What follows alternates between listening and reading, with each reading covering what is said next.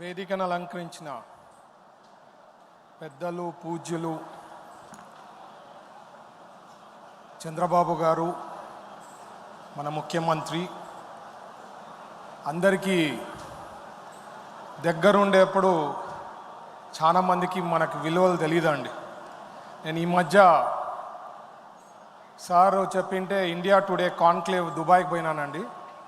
అక్కడ ఒక ఉదాహరణ చెప్పాలండి. ఆయన శోభా బిల్డర్స్ అని చెప్పి, సార్కి ఏం పరిచయం లేదు, సార్ని ఎప్పుడు ఆయన చూసింది లేదు, డైరెక్ట్గా కలిసింది లేదు. మాటల్లో డిస్కషన్ జరుగుతున్నప్పుడు నాకు ఆంధ్రప్రదేశ్కి ఒక 100 కోట్లు విరాళం ఇవ్వాలండి, డొనేషన్ ఇవ్వాలా అన్నారు. ఏం సార్ అంటే, మీరు తీవ్రంగా నష్టపోయినారు, చంద్రబాబు గారు లాంటి లీడర్షిప్, అట్లాంటి ముఖ్యమంత్రి is very very important leader, 100 కోట్లు నేను విరాళం ఇస్తాం, మీరు సార్ని అడిగి ఏ రకంగా డెవలప్ చేసేదానికి, పెట్టుబడులు పెట్టేదానికి ఫ్రీగా 100 crores ఇన్ అమరావతి చేస్తానని చెప్పి నాకు చెప్పడం జరిగిందండి. సో ఎందుకంటున్నా అంటే, ప్రజలందరూ కూడా తెలుసుకోవాలండి ఏ రకంగా కష్టపడుతున్నారు చంద్రబాబు గారు అనేది. మనం చాలామంది మిస్ అవుతుంటాము.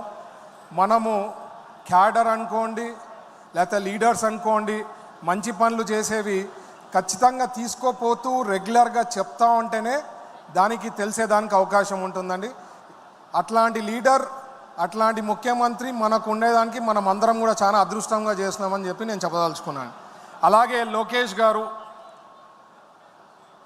యువగలం పాదయాత్ర చేసేటప్పుడు స్టార్టింగ్లో ఏం చెప్పారండి, అందరూ ఒక వారం రోజులో 2 వారాల్లో చేసేస్తారు, అయిపోతుంది, ఇంకా చెయ్యరు, దాని తర్వాత రెస్ట్ తీసుకుంటారని చెప్పినారు. పట్టుదలతో దాదాపు 3000 కిలోమీటర్ల పైన ఆయన పాదయాత్ర చేయడం, కలిసిపోవడం, ప్రజల్లో ఏం ఇష్యూస్ ఉన్నాయో తెలుసుకోవడం, ఒక ఫుల్ మోల్డ్ అయిపోతారండి. అట్లాంటి బాధలన్నీ ఫేస్ చేసినప్పుడు, కష్టాలన్నీ చూసినప్పుడు ఫుల్గా మోల్డ్ అయిపోతారు. అట్లాంటిది నారా లోకేష్ గారు. నా మిత్రులు చెప్తుండ్రు అనమాట, ఈ సంవత్సరం అయింది, ఎప్పుడైతే అవకాశం ఉంటే ఈ మాట చెప్పమన్నాడు, నువ్వు మొగాడ్రా బుజ్జి అని చెప్పి చెప్పమన్నారు అనమాట లోకేష్ గారికి. అది చాలా మందికి అర్థమవుతుంది ఏమనేది. సంవత్సరం అయింది, ఈ మాట ఎప్పుడైతే పాసిబిలిటీ ఉంటే చెప్పండి అని చెప్పి చెప్పినారు. అలాగే పల్లా శ్రీనివాస్ గారు ఎప్పుడు కూడా అందుబాటులో ఉంటారు. ఫోన్ చేసినప్పుడు అంతా కూడా ఒకవేళ మిస్ కాల్ ఉన్నా రిటర్న్ చేసి అందుబాటులో ఉండేదానికి పల్లా శ్రీనివాస్ గారికి, వేదికలు అలంకరించిన సహచార మంత్రివర్యులు, తర్వాత మిత్రులు, ఎమ్మెల్యేలు, ఎమ్మెల్సీలు, కార్పొరేషన్ చైర్మన్స్ అందరికీ నా నమస్కారాలండి. ఇక్కడ విచ్చేసిన ముఖ్యంగా తెలుగుదేశం పార్టీ కుటుంబ సభ్యులకి అందరికీ నా నమస్కారాలండి. Good afternoon. ముఖ్యంగా మనకి 1 yearలో మన ప్రభుత్వం వచ్చిన తర్వాత చాలామందిని యాజ్ అన్ ఇండస్ట్రీస్ మినిస్టర్గా నేను చాలామందిని కలుస్తుంటానండి. కలిసినప్పుడు కొన్ని వాళ్ళు చెప్పిన బాధలు మీకు కూడా తెలియాలి కదా, నాకు ఒకటి చెప్తే తెలియదు, ప్రజలకు కూడా తెలియాలా ఏమనేది. వాళ్ళు ఏమంటుండ్రంటే, ఫార్ ఈస్ట్లో ఆ కియాలో మీకు తెలుసు కానీ అనంతపూర్లో కియా ఫ్యాక్టరీలో ఇష్యూ అయిన తర్వాత అక్కడ ఫార్ ఈస్ట్ కంట్రీస్లో అసోసియేషన్స్ అందరు కూడా ఒక నిర్ణయం తీసుకున్నారంట, ఎక్కడన్నా పెట్టండి పెట్టుబడులు, ఆంధ్రప్రదేశ్ రాష్ట్రంలో పెట్టద్దని చెప్పి ప్రీవియస్ ప్రభుత్వంలో వాళ్ళ చేసిన డిస్ట్రక్షన్ నుంచి, వాళ్ళ చేసిన విధానం నుంచి మొత్తం ఫార్ ఈస్ట్లో బ్లాక్ లిస్ట్ చేసి పెట్టినారండి మన ఆంధ్రప్రదేశ్ని. ఇది సత్యం అండి, ఎందుకంటే వాళ్ళు వచ్చి చెప్తున్నప్పుడు వాళ్ళ బాధలు వింటుంటాం. అలాగే ఇంకొకళ్ళు ఏం చెప్పారంటే, సార్ మేము మా ఇండిపెండెన్స్ చూసామో లేదో కానీ మాకు రియల్ ఇండిపెండెన్స్ వచ్చినట్లు ఉంది సార్ మాకు మీ ప్రభుత్వం వచ్చిన తర్వాత అని చెప్పి కొంతమంది బిజినెస్ పీపుల్ చెప్పేవాళ్ళు. అలాగే లాస్ట్ టైము ప్రభుత్వంలో వాళ్ళు ముఖ్యమంత్రి గారు కానీ వాళ్ళ విధానం ఎట్లుండేదంటే, ఒకవేళ ఎవరి దగ్గరైనా ఇండస్ట్రియలిస్టులు వస్తే మనము ప్రోటోకాల్ వదిలేసి ఎయిర్పోర్ట్ ఉంటే ఎయిర్పోర్ట్ దగ్గర పోవాలా, వాళ్ళు ల్యాండ్ అవుతున్నారంటే ఇంకెక్కడైనా ఉంటే పోయి వాళ్ళని వెల్కమ్ చెప్పమని చెప్పి మనము మన స్టైల్లో ఉంటుంది.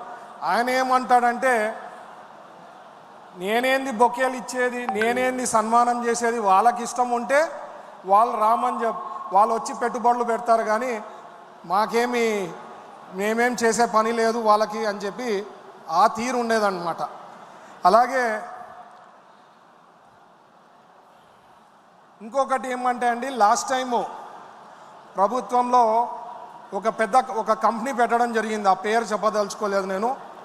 వాళ్ళకి మనకి ఇప్పుడు పెట్టేటప్పుడు ఏ రకంగా రాయితీలు కావాలా, లేకపోతే ఏ రకంగా బెనిఫిట్స్ కావాలని చెప్పి మనం ఇస్తాం, వాళ్ళతో మాట్లాడి డిసిషన్స్ తీసుకుంటాం. అట్లా కాదు, లాస్ట్ టైం ప్రభుత్వంలో ఆయన పెట్టుబడులు పెట్టేదానికి ఆయనకి ఏదేది వర్తించదో అది జీవో ఇవ్వడం అనమాట.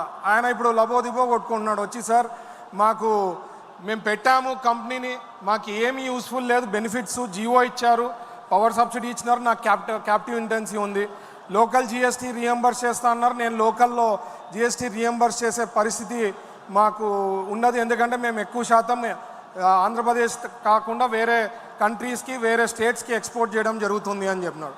అంటే వాళ్ళ తీరు మ్యానుఫ్యాక్చరర్స్కి, బిజినెస్ పీపుల్కి అసలు వాళ్ళకి ఏ రకంగా హెల్ప్ చేయాలనే ఉద్దేశం మాత్రం ప్రీవియస్ గవర్నమెంట్కి లేదండి. అది ఒక ఉదాహరణ చెప్తున్నాను. తర్వాత పాలసీ, ప్రీవియస్ గవర్నమెంట్లో పాలసీ రిలీజ్ చేయడం జరిగిందండి, టెక్స్టైల్ పాలసీ. ఆ టెక్స్టైల్ పాలసీ ఇచ్చిన తర్వాత గైడ్లైన్స్ ఇవ్వలేదు, ఎట్లా చేయాలా, ఏం చేయాలా. అంటే కొత్త కారు మీకు గిఫ్ట్ చేస్తాడు, దాని తాళం మాత్రం వాళ్ళు ఇయ్యరనమాట. ఆ గైడ్లైన్స్ కూడా మా ప్రభుత్వం వచ్చిన తర్వాత చంద్రబాబు గారు రివ్యూ చేసిన తర్వాత గైడ్లైన్స్ ఇవ్వడం జరిగింది. ఇది వాళ్ళ తీరు అనమాట. లాస్ట్ ప్రభుత్వం ఉండే తీరు అంత ఘోరంగా ఇండస్ట్రీస్ని, అంటే వాళ్ళకు పోర్ట్ఫోలియోలో అసలు ఇండస్ట్రీ పోర్ట్ఫోలియోనే ఉందనేది వాళ్ళు మర్చిపోయినరు అనమాట. ఇదే కాకుండా last time EDB, economic development board అనేది ఒకటి ఉండింది. మన హయాంలో 2014 నుంచి 19లో ఈడీబీకి సంబంధించింది ఓన్లీ 10 మందికే వాళ్ళు పరిమితం చేయడం జరిగిందండి 2019 నుంచి 24లో. మన దాంట్లో 2014 నుంచి 19లో 65 మంది. ఎందుకు ఎకనామిక్ డెవలప్మెంట్ బోర్డు కావాలంటే రాష్ట్రంలో అన్ని పోర్ట్ఫోలియోస్కి సంబంధించింది ప్రమోషన్ చేసేది ఉంటుంది, అది చాలా ఇంపార్టెంట్. కాబట్టి దాన్ని కూడా పక్కన పట్టేసిండ్రు అనమాట ప్రీవియస్ ప్రభుత్వంలో. మన ప్రభుత్వం వచ్చిన తర్వాత దాదాపు ఇప్పుడు 50 మంది పైన పనిచేయడం, అన్ని ఇక్కడే ఇంటర్నేషనల్ కాదు నేషనల్లో కూడా పార్టిసిపేట్ చేసేది కానీ ప్రమోట్ చేసే దాని విధానంలో కానీ ఎకనామిక్ డెవలప్మెంట్ బోర్డు మరీ పరిగెత్తుతూ ఉందండి, కష్టపడుతూ ఉంది. ఇప్పుడు కూడా ఒక టీం జపాన్కి పోయిందండి. సో ఇట్లా ప్రీవియస్ ప్రభుత్వం సర్వనాశనం చేసి పెట్టింది. మన ప్రభుత్వం వచ్చిన తర్వాత పాలసీస్ తేవడం జరిగిందండి. అన్ని పాలసీసు గైడ్లైన్స్కి కూడా ఇంపార్టెంట్. ఉట్టి పాలసీస్ రిలీజ్ చేసినట్లు కాకుండా మనం పాలసీస్తో పాటు గైడ్లైన్స్ కూడా ఇవ్వడం జరిగింది. అలాగే మన ముఖ్యమంత్రి గారు చంద్రబాబు గారు ఎప్పుడు కూడా స్పీడ్ ఆఫ్ డూయింగ్ బిజినెస్ అని చెప్పి క్యాప్షన్ చెప్పడం జరిగింది. Speed of doing business, speed of doing things అని. ఎందుకంటే ఒక ప్రాజెక్ట్ ఏదన్నా పెట్టాలా 3 నెలలనో 6 నెలల్లో ఒకవేళ స్పీడ్ తగ్గిందనుకోండి, పొరపాటున 1 సంవత్సరం 2 సంవత్సరాలు పోయిందనుకో వడ్డీనే కొన్ని కోట్లు అవుతుందండి. ఫర్ ఎగ్జాంపుల్ మా కర్నూలులో శ్రీరాజ్ స్టీల్ది ఏదైతే 2014 నుంచి 19 వరకు మనం ఇచ్చిండే హామీలు చెప్పిండే అవి నెరవేర్చక దాదాపు 2-3 ఏండ్లు ప్రాజెక్టు డిలే కావడంతో కొన్ని కోట్లు వాళ్ళకి ఎక్స్ట్రా కావడం జరిగింది. అందుకనే మన ప్రభుత్వం వచ్చిన తర్వాత speed of doing business, speed of doing things అని చెప్పి మనం క్యాప్షన్ పెట్టుకున్నాం. దాని తగ్గట్టుగా పని చేయాలని చెప్పి ఆదేశాలు ఇవ్వడం జరిగింది. అదే కాకుండా లెస్ దెన్ 1 ఇయర్లో అండి 9,40,40,000 కోట్లు పెట్టుబడులు రావడం జరిగిందండి.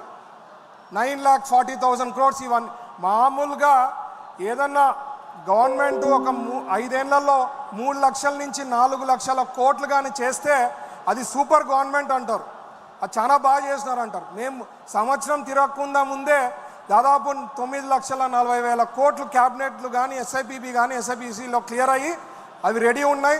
అవన్నీ కూడా ప్రాజెక్టులు సార్ ఏం చెప్పారంటే 1000 కోట్ల పైన ఏదన్నా ఉంటే 1000 కోట్ల పైన ఉంటే డెడికేటెడ్ పర్సన్ని దానికి అప్పచెప్పి తొందరగా కంప్లీట్ చేయాలా, అన్నీ కూడా ప్రాజెక్ట్స్ 2028 లోపల కంప్లీట్ చేయాలనే ఉద్దేశం మనకుందన్నమాట. అలాగే వన్ ఫ్యామిలీ వన్ ఎంటర్ప్రెన్యూర్ అని చెప్పి చెప్పడం జరిగింది. One family one entrepreneur sir రెండోసారి ముఖ్యమంత్రి అయినప్పుడు కంబైన్డ్ స్టేట్లో మీకు అందరికీ తెలుసు ప్రతి ఫ్యామిలీ నుంచి ఒక ఐటీ ఎంటర్ప్రెన్యూర్ ఉండాలని చెప్పి అప్పుడు చెప్పడంతో చాలామంది ఐటీ ప్రొఫెషనల్స్ వరల్డ్ ఓవర్ మన ఆంధ్రప్రదేశ్ నుంచి ఉండడం జరిగింది. ఇప్పుడు మనకు వచ్చి వన్ ఫ్యామిలీ వన్ ఎంటర్ప్రెన్యూర్ అనేది ఉద్దేశంతో 175 నియోజకవర్గాలలో ఎంఎస్ఎంఈ పార్క్స్ కూడా ఏర్పాటు చేయాలని చెప్పి ప్లాన్ చేయడం జరిగింది. దాని తగ్గట్టుగా ఈ మధ్యనే 11 ఇనాగ్రేట్ చేయడం జరిగింది. ఇంకా 39 ఫౌండేషన్ స్టోన్ వేయడం జరిగిందండి.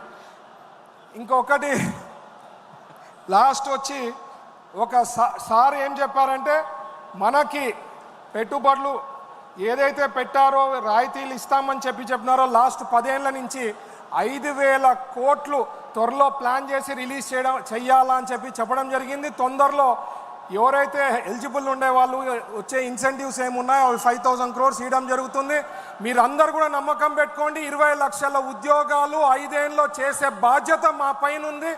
మా అందరు మంత్రులు కూడా కష్టపడుతున్నారు. చంద్రబాబు గారికి ఒక ఐడియా ఉంది, ఒక విజన్ ఉంది. విజనరీ లీడర్కే అది పాసిబుల్. మీరందరూ కూడా ఆశీస్సులు మా పైన ఉండాలని చెప్పి, ఓర్పు సహనం అనేది ఉండాలని చెప్పి కోరుకుంటూ ఈ అవకాశం ఇచ్చిన పెద్దలకి అందరికీ ధన్యవాదాలండి. Thank you. జై హింద్. జై చంద్రబాబు గారు, జై లోకేష్ గారు, జై తెలుగుదేశం.